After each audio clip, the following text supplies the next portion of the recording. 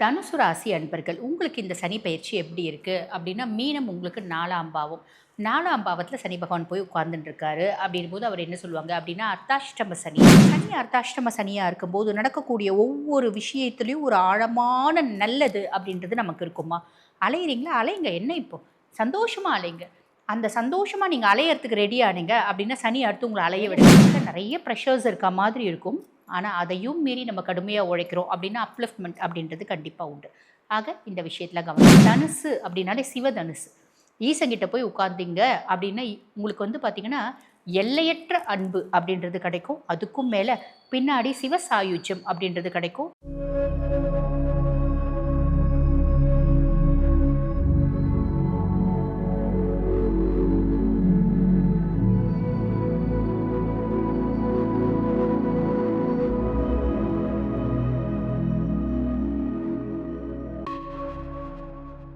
ஆன்மீக பரிகார நேயர்களுக்கு வணக்கம். நான் டாக்டர் தீபா அருளாளன். இன்னைக்கு நம்ம என்ன டாபிக் பற்றி டிஸ்கஸ் பண்ண போகிறோம் அப்படின்னா, சனிப்பெயர்ச்சி பலன்கள் தாம்மா பார்க்க போகிறோம்.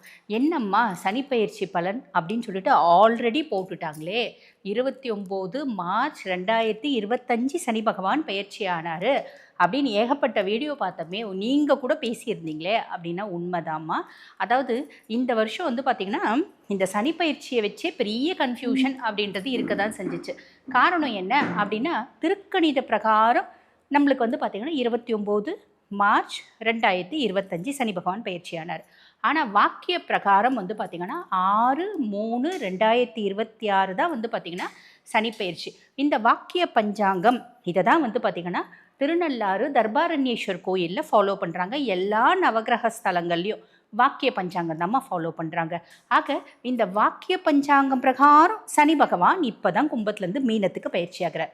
பொதுவாக வந்து பாருங்கள், இந்த காலகட்டத்தில் பிறக்கிற குழந்தைங்களுக்கு கூட வந்து பார்த்திங்கன்னா, இப்போ ஒரு போன மாதம் அதுக்கு முன் மாதம் நவம்பர் அக்டோபர் இந்த மாதிரிலாம் பிறந்த குழந்தைங்களுக்கு நிறைய பேரண்ட்ஸ் வந்து என்ன கேட்குறாங்கன்னா, ஜாதகம் எழுதும்போது எங்களுக்கு வாக்கிய பிரகாரம் எங்களுக்கு வந்து ஜாதகம் எழுதி கொடுங்க. ஏன்னா இன்றளவும் வாக்கிய பஞ்சாங்கத்தை ஃபாலோ பண்ணுற எத்தனையோ பர்சனாலிட்டிஸ் இருக்காங்க. மீதி பகுதி பர்சனாலிட்டிஸ் என்ன சொல்லுவாங்க அப்படின்னா, இல்லைம்மா எங்களுக்கு திருக்கணித பிரகாரமே எழுதி கொடுங்க அப்படிம்பாங்க. அப்போ என்ன ஆகுது, நாங்களே வந்து என்ன பண்ணுறோம், இந்த திருக்கணித பிரகாரம் கேட்குறவங்களுக்கு சனி பகவான் வந்து பார்த்திங்கன்னா மீனத்தில் இருக்க மாதிரி எழுதி கொடுக்குறோம். இப்போ இது வரைக்கும் இப்போ வாக்கிய பிரகாரம் கேட்குறவங்களுக்கு சனி பகவான் கும்பத்திலே இருக்க மாதிரி எழுதி கொடுக்குறோம். ஏன் இந்த மாதிரி கன்ஃபியூஷன்? 2 பஞ்சாங்கமும் கரெக்டு தானா அப்படின்னா, வாக்கியம் அப்படின்றது நம்மளோட சித்தர்களும் ரிஷிகளும் நம்மளோட மூதாதையர்களும் ஃபாலோ பண்ண ஒரு பஞ்சாங்கம். ஆனால் இந்த திருக்கணிதம் அப்படின்றது அட்வான்ஸ்டு வெர்ஷன் ஆஃப் வாக்கிய பஞ்சாங்கம். ரெண்டுமே ஃபாலோ பண்ணலாம், எதுவும் தப்பு இல்லை. ஆக எதுக்கு நான் இது சொல்கிறேன் அப்படின்னா, இந்த சனிப்பெயர்ச்சியை குறித்து உங்களுக்கு சந்தேகம் இருக்குது அப்படின்னா அது தெளிவாகணும் அப்படின்றதுக்காக சொல்கிறேன், சரிங்களா? ஆக இந்த 6/3/2026 கும்பத்துலேருந்து சனி பகவான் மீனத்துக்கு பயிற்சி ஆகிறார் வாக்கிய பிரகாரம். ஆக இந்த சனிப்பெயர்ச்சி யார் யாருக்கு என்னென்ன மாதிரி பலன்களை கொடுக்க போகுது சட்டுன்னு பார்த்துடலாம் வாங்க. தனுசு ராசி அன்பர்கள் உங்களுக்கு இந்த சனி பயிற்சி எப்படி இருக்குது அப்படின்னா, மீனம் உங்களுக்கு 4ஆம் பாவம். 4ஆம் பாவத்தில் சனி பகவான் போய் உட்கார்ந்துட்டு இருக்காரு அப்படின்போது அவர் என்ன சொல்லுவாங்க அப்படின்னா, அர்த்தாஷ்டம சனி அப்படின்னு சொல்லுவாங்க. இந்த அர்த்தாஷ்டம சனின்னா என்ன அப்படின்னா, பொதுவாக 7 நாட்டு சனியில் வந்து பார்த்திங்கன்னா 7.5 வருஷம் சனி பகவான் நம்மளுக்கு நிறைய படிப்பினைகளை கொடுப்பார். நிறைய நம்மளை இரிட்டேட் பண்ணுவார், கொஞ்சம் கொஞ்சமாக டார்ச்சர் பண்ணுவார், அது விஷயமா நிறைய நல்லது சொல்லி கொடுப்பார். அது வேற, ஓகேங்களா? ஆனால் அதே அந்த 7 நாட்டு சனியில் 7.5 வருஷம் என்னென்ன பிரச்சனைகளையும் இடையூறுகளையும் கொடுப்பாரோ அதை அஷ்டமத்து சனியில் 2.5 வருஷத்தில் கொடுத்துருப்பார்.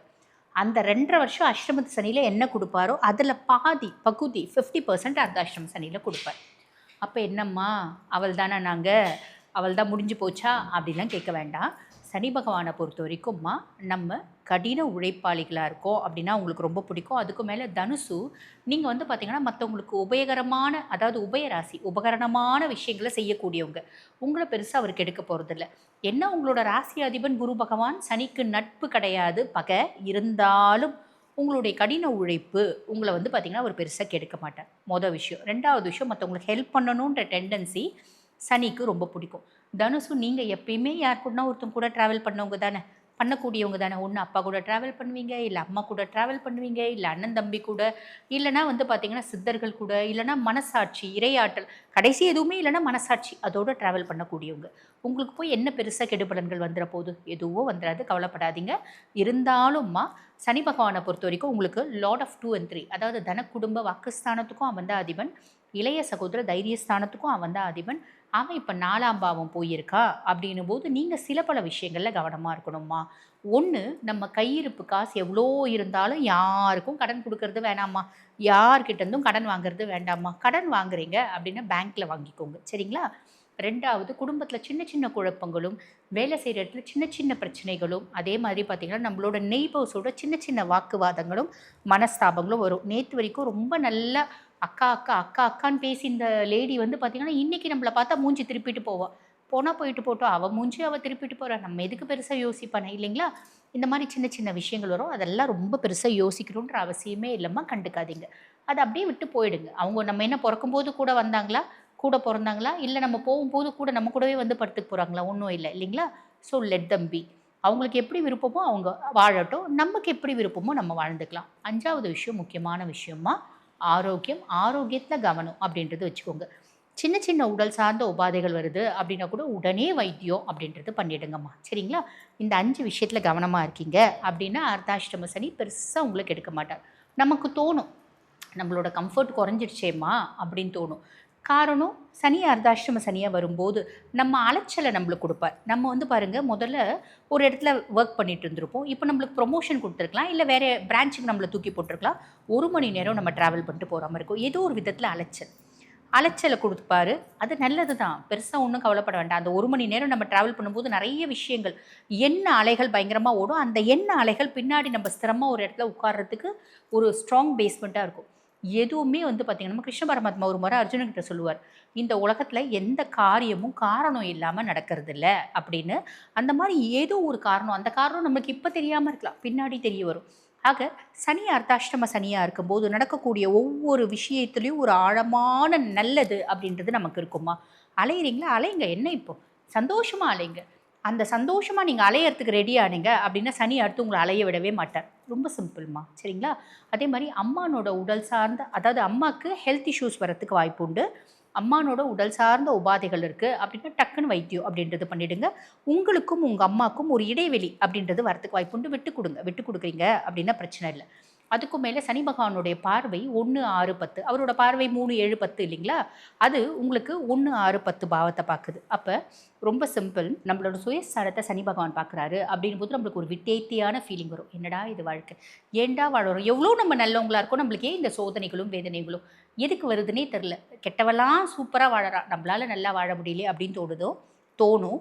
அப்படி தோணுது அப்படின்னா ஒன்று தெளிவாக புரிஞ்சுக்கோங்க, கெட்டவளாக சூப்பராக வாழ்ந்தாலும் பின்னாடி பெரிய பிரச்சனைகள் வரும்போது அவன் விழுந்தவன் எழுந்துக்கவே மாட்டான். நம்ம நல்லவங்களா வாழறோம் அப்படின்னா நம்ம விழவே மாட்டோம். அடப்போங்கம்மா, இது வரைக்கும் பல முறை எங்களை புதைச்சிருக்கோம், எங்களை வந்து பார்த்திங்கன்னா எங்களோட சூழ்நிலை எங்கள் மண்ணுக்குள்ளே புதைச்சிருக்கு, எத்தனை முறை புதைச்சாலும் நீங்கள் எழுந்து வந்துட்டீங்கல்லம்மா. அதுக்கு காரணம் என்ன, நீங்கள் நல்லவங்களா வாழறது தான். நம்ம செய்யக்கூடிய இறை வழிபாடும் நம்மளுடைய நல்ல குணங்களும் 4 பேருக்கு நம்ம செய்கிற நல்லதோ என்றைக்குமே வீண் போகாதுமா. அது பேங்க்கில் இருக்க டெபாசிட் மாதிரி. ஆக நல்லவங்க கெட்டு போயிடுவாங்க, நல்லவங்க கெட்டு போயிடுவாங்க அப்படின்ற எண்ணத்தை மாற்றிக்கோங்க, சரிங்களா? சரி, அப்போ அந்த மாதிரியெல்லாம் தோணும்போது நம்ம வந்து பார்த்திங்கன்னா யாருக்கும் எந்த கெடுதலும் செய்யலை, நம்ம சூப்பராக இருப்போம் அப்படின்ற எண்ணத்தை மேலோங்கி ஓடுங்க. மந்தமாக உட்காந்துடாதீங்க. சனி பகவான் மந்த நிலையை ஏற்படுத்துவார். எனக்கு வேலை செய்ய பிடிக்கல, எனக்கு சும்மா இருந்தால் நல்லா இருக்குது, எனக்கு ஒரு விதமான டென்ஷனாக இருக்குது, இரிட்டேஷனாக இருக்குது, எனக்கு வாழ்க்கையை வாழ பிடிக்கல, எனக்கு பயமாக இருக்குது, இனம் புரியாத குழப்பம் இருக்குது, இதெல்லாம் கொடுப்பார். சனி கொடுக்குறார். ஓடுறீங்க அப்படின்னா சனி அமைதியாகிடுவார், நம்ம ஓடுவோம், சரிங்களா? அதுக்கு அடுத்து வந்து பார்த்திங்கன்னா 6ஆம் பாவத்தை பார்க்குறார். பெரிய லெவலில் கடன் கொடுக்கக்கூடாது, கடன் வாங்கக்கூடாது. நீங்கள் யாரையும் பகைச்சிக்கூடிய பர்சனாலிட்டி கிடையாது. இப்போயும் அதையே ஃபாலோ பண்ணிக்கோங்க. யார்கிட்டையும் நம்மளுக்கு உறவும் வேணாம், பகையும் வேணாம் அப்படின்றது வச்சுக்கோங்க. தொழில் ஸ்தானத்தை பார்க்குறார். வேலை செய்கிற இடத்துல நிறைய ப்ரெஷர்ஸ் இருக்க மாதிரி இருக்கும், ஆனால் அதையும் மீறி நம்ம கடுமையாக உழைக்கிறோம் அப்படின்னா அப்லிஃப்ட்மெண்ட் அப்படின்றது கண்டிப்பாக உண்டு. ஆக இந்த விஷயத்தில் கவனமாக இருங்க, சரிம்மா? இதெல்லாம் நீங்கள் பொதுவான பலன் சொல்லிட்டீங்க. நாங்கள் படிக்கிற பிள்ளைகள்மா, எங்களுக்கு எப்படி இருக்கும், டிஸ்ட்ராக்ஷன்ஸ் நிறைய இருக்கும் கண்ணுங்களா. அப்போ டிஸ்ட்ராக்ஷன்ஸ் இல்லாமல் நம்ம படிக்கணும். டிஸ்ட்ராக்ஷன்ஸ் இருந்தால் கூட அது ஒரு சைடு, நான் 1/2 மணி நேரம் டிஸ்ட்ராக்ட் ஆகிறேன், 2 மணி நேரம் படிக்கணும், அந்த மைண்ட் செட் வச்சுக்கிட்டீங்க அப்படின்னா ஈஸியாக பாஸ் ஆகிடுவீங்க. 10th ஆனால் சரி, +2 ஆனால் சரி, இல்லை நீங்கள் காம்படிட்டிவ் எக்ஸாம்ஸ் படிக்கிற குழந்தைகளாக இருந்தாலும் ஈஸியாக பாஸ் ஆகிடுவீங்க, கவலைப்படாதீங்க. காலேஜ் படிக்கிற பிள்ளைங்களுக்கும் இதே தான். சரிம்மா, இப்போ நாங்கள் ஹவுஸ் ஒய்ஃப், எங்களுக்கு எப்படி இருக்கும், வீட்டில் நாலா பக்கமும் பிரச்சனை மாதிரி இருக்கும். கணவர் நம்மளுக்கு வந்து ஒரு பிரச்சனையை சொல்கிறாரு, பிள்ளைங்க சொல் பேச்சு கேட்க மாட்டேங்குது, மாமியாருக்கு உடம்பு சரியில்லை, எக்கனாமிக்கலி பிரச்சனையாக இருக்குது, எதிர் வீடு பக்கத்து வீடெல்லாம் வந்து நம்மளுக்கு கூட பகையாக இருக்காங்க. என்னடா இது நாலா பக்கமும் பிக்கல் புடுங்களா இருக்கே அப்படின்லாம் யோசிக்க வேணாம். இதெல்லாம் நாலா பக்கமும் இல்லை, 400 பக்கமும் பிக்கல் புடுங்களா இருக்குது அப்படின்னா கூட உங்களால் சமாளிக்க முடியும். அந்த மைண்ட் செட் நீங்கள் வந்துட்டீங்க அப்படின்னா, அந்த ஒரு சில நாட்கள் தான் அந்த பிக்கல் புடுங்கல்லாம் இருக்கும். அதுக்கப்புறம் சூரியனை கண்ட பனி போல மறைஞ்சிடுமா, கவலைப்படாதீங்க. சரி, நாங்கள் வேலை செய்கிற லேடிஸ்மா ப்ரெஷர்ஸ் இருக்கும் அஃபிஷியலி. ஏன்னா 10ஆம் பாவத்தை வந்து பார்த்தீங்கன்னா அர்த்தாஷ்டம சனியாக இருந்து பார்க்குறாரு இல்லையா, தொழில் ஸ்தானத்தை பார்க்குறாரு. அப்போ வேலை செய்கிற இடத்துல சின்ன சின்ன குழப்பங்கள் வரும். அமைதியாக இருக்கீங்க அப்படின்னா கடந்து போகும். யாரையும் ஐசிக்க தெரியாது, உங்களுக்கு காலில் விழ தெரியாது, அமைதியாக இருங்க. அமைதியாக இருக்கீங்கன்னா மாறிடும். புரியுதுங்களா? நீங்கள் ஒர்க் பண்ணுற லேடிஸாக இருந்தாலும் சரி, ஜென்ஸாக இருந்தாலும் சரி, சுய தொழில் வச்சு நடத்துகிறவங்களா இருந்தாலும் வேலை செய்கிற இடத்துல சின்ன சின்ன குழப்பங்கள் வரும். அமைதியாக இருந்து மற்றவங்கள டீல் பண்ண சொல்லிட்டு நீங்கள் பேக்கில் இருக்கணும். நீங்கள் ஸ்ட்ரைட்டாக டீல் பண்ணக்கூடாது. சரிம்மா, நாங்கள் திருநங்கைகள்மா, திருநம்பிகள்மா.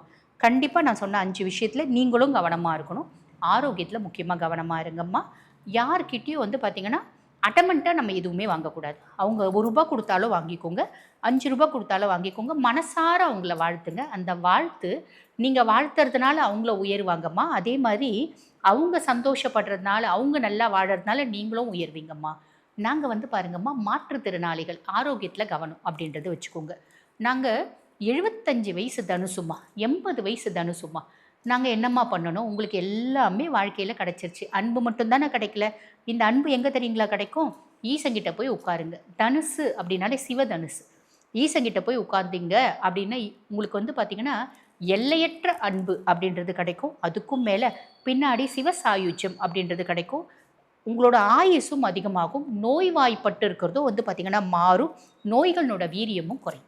வாழ்த்துக்கள். ஆக இப்போ நான் சொன்னது வந்து பார்த்திங்கன்னா உங்கள் ராசிக்கு ஒரு பொதுவான பலன்கள், கோச்சார பலன்கள். கோச்சார பலன்கள் எப்பயுமே வந்து பார்த்திங்கன்னா 50%.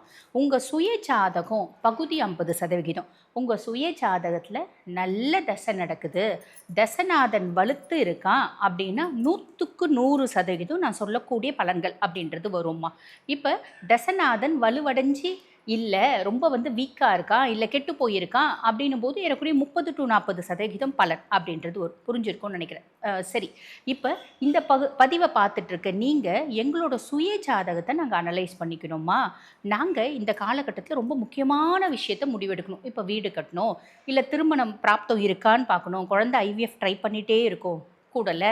அதே மாதிரி பார்த்திங்கன்னா வீட்டில் நிறைய பிரச்சனைகள் இருக்குது, வீட்டில் செய்வினை ஆற்றல் இருக்கா அப்படின்ற சந்தேகம் இருக்குது. இந்த மாதிரி நிறைய விஷயம், தெய்வ நடமாட்டம் இருக்கா இல்லையான்னு தெரியல, இதுக்கெலாம் கூட வந்து பார்த்திங்கன்னா ஜாதகம் பார்க்குறாங்க. இது கண்டுபிடிக்க முடியுமா? தாராளமாக கண்டுபிடிக்க முடியும். இந்த மாதிரி பல முக்கியமான விஷயங்களை நீங்கள் தெரிஞ்சுக்கணும் அப்படின்னா உங்கள் சுய ஜாதகத்தை பார்த்து கண்டுபிடிச்சிக்கலாமா.